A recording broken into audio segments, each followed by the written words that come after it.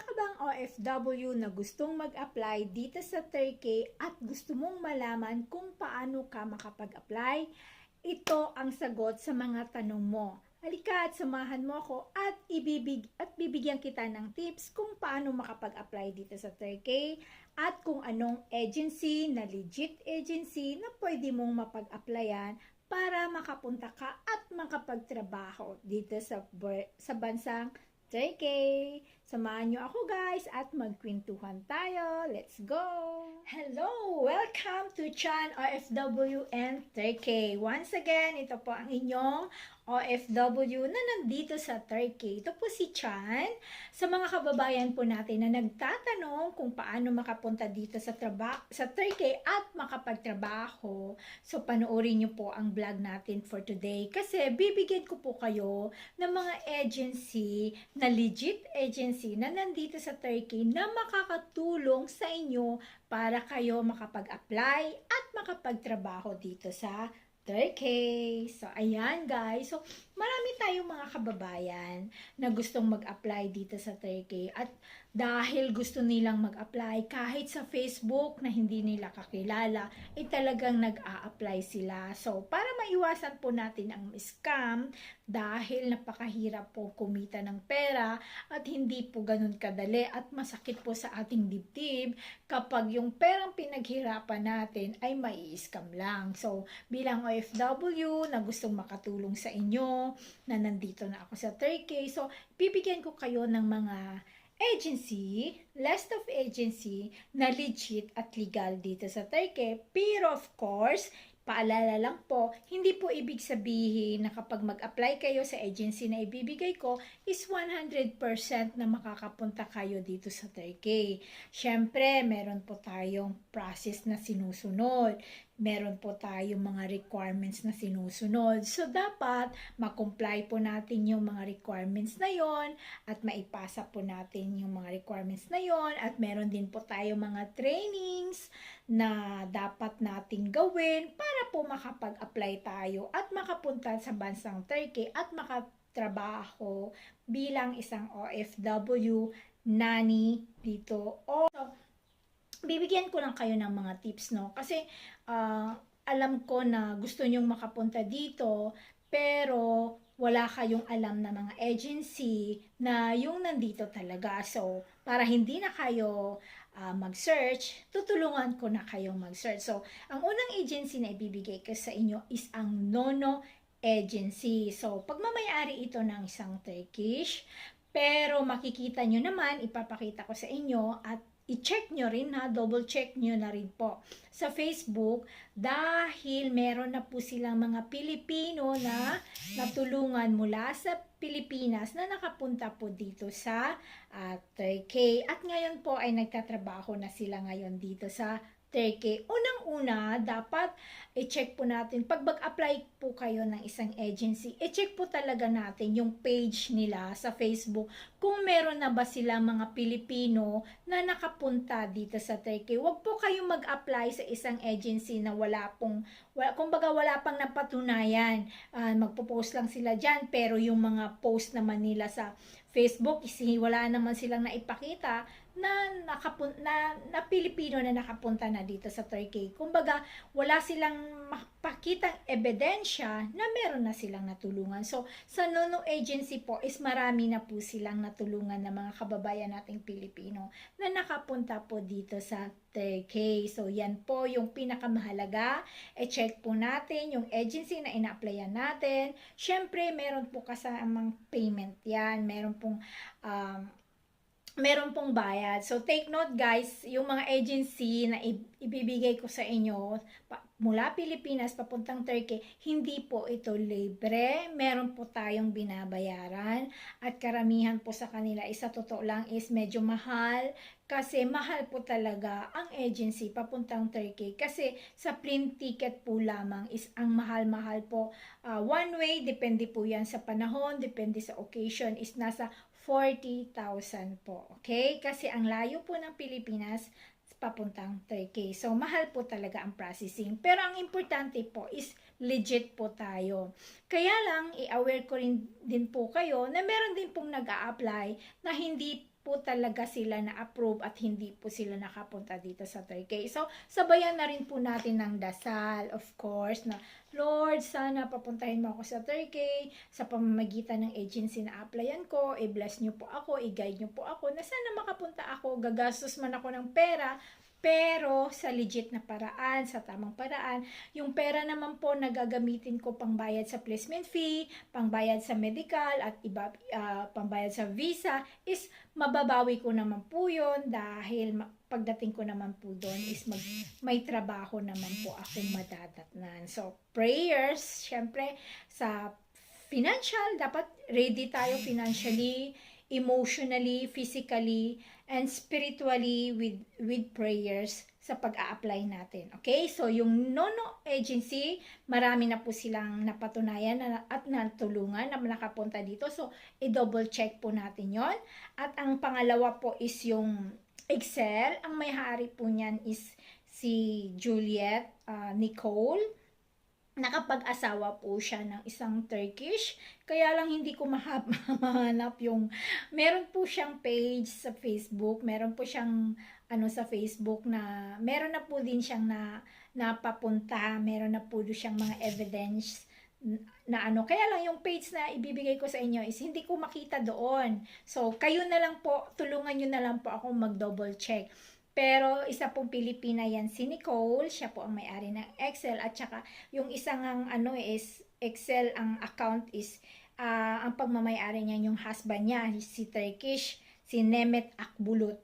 Okay? So yung isa naman is si Akbulut Juliet Nicole. So yan lang po kasi naghanap ako ng nagpatulong na nga ako dun sa friend ko na kung ano yung page nila. So sabi naman ng friend ko is si Excel din, si Akbulut Juliet Nicole ang nag-process din ng papers ng anak niya. Yung kaibigan ko is nandito na sa Turkey, tapos gusto niya papuntahin dito yung anak niya. So, ang nag-process ng papers is si Nicole. At meron na rin ako mga kaibigan na under sila sa agency ni Nicole na nakapunta na dito. So, dalawa na ang agency na ibibigay ko sa inyo ha.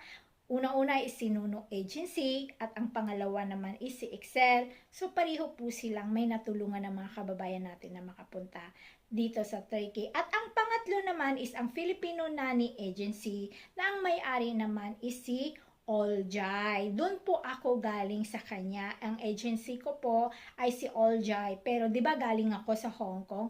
Ang Hong Kong agency ko is si Artelec. Ang partner agency nila is si Filipino Nanny Agency na ang may-ari is si Oljay Nasli. So, sa ngayon, hindi ko alam kung ang balita ko is parang nag-stop na sila.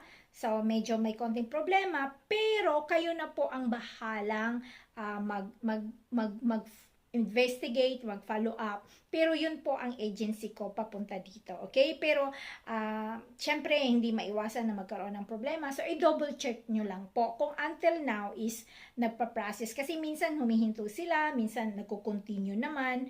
Pero sila din po yung talagang agency. Bakit ako nakapunta dito? Sila yung partner ng agency na ni Artelec na nandoon sa Hong Kong before. Ayan. So, yung isa naman is si Damla Ozgorbos na agency. So, nandito po sila sa Turkey. Kaya lang, yung mga post nila is karamihan yung nandito na sa Turkey ang kinukuha nila at na binibigay nila sa kanilang employer. So, wala akong makita masyadong mga hiring nila na kinukuha galing sa Pilipinas. Okay?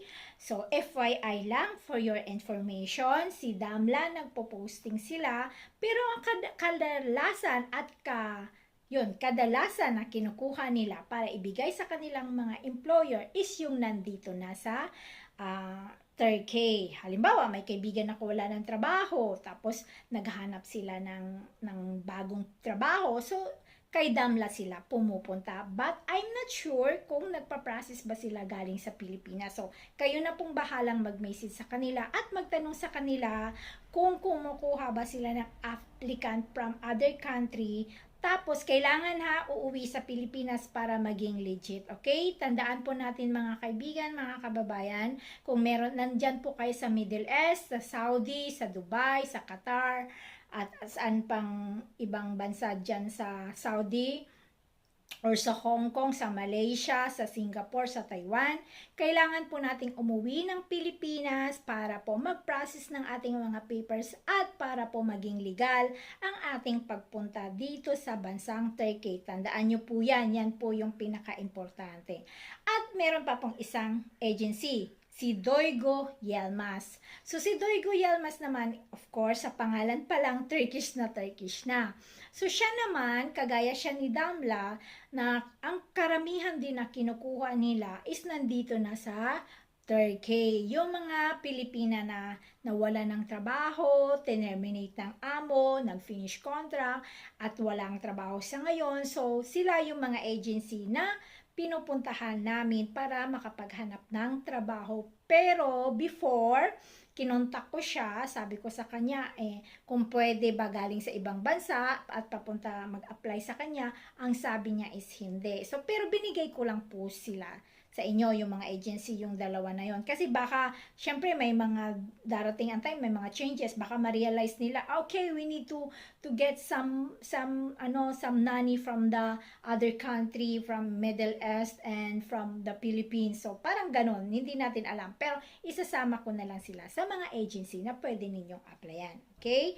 So, sila po yung mga agency na nandito na sa Turkey at legit na nandito sa Turkey. At isa lang po yung alam ko na partner nila sa Pilipinas, si Jordan International Manpower Incorporated Private Employment Agency. So siya po yung agency na may connection papunta dito sa Turkey. Kasi hindi po lahat ng agency sa Pilipinas ay pwedeng mag-deploy dito. So, sila lang po yung alam ko. Pero marami pang iba, maybe. So, halimbawa, meron kayong alam na agency sa Pilipinas. Agency Pilipinas ha. So, pwede nyo pong i-comment below kung yung agency sa Pilipinas at itanong nyo kung sino yung partner nila. Dapat meron silang partner agency na nandito sa Turkey. Okay guys, tandaan ninyo ha, yung agency sa Pilipinas, dapat meron silang partner agency na nandito nakabase sa Turkey para sabihin nating legal. Kasi kung halimbawa, ang alam lang ninyo is agent, take note ha, iwas tayo sa scammer. Ang agent na galing sa Pilipinas, wala siyang partner na agency dito sa sa Turkey. So, malamang scam po yan. So, i-comment nyo lang po yung alam nyo na agency dyan at double check natin dito sa Turkey at dapat tanungin din ninyo kung meron ba silang partner na agency dito sa Turkey. So, I hope, ayan. So, ang topic kasi natin ngayon is yung agency. Sa susunod naman is magta-topic naman tayo kung ano ba yung mga ugali ng mga amo dito, mga pagkain, at ang salary. Magkano ba ang salary dito sa Turkey? So, comment nyo lang po kung anong gusto nyo magiging topic natin sa mga kababayan nating nag-apply papunta dito sa Turkey. Ayan po, sana nakatulong po yung mga agency natin. Sila po yung mga legit. At kung may alam kayo, i-comment nyo para ma-double check po natin kung legit ba sila na agency dito sa Turkey. Ayan, maraming salamat. Sana patuloy nyo pong panoorin ang ating vlog at makatulong po ito sa iyo. Don't forget to subscribe, like, and comment down below. Maraming salamat and may the Lord God bless us all. Bye!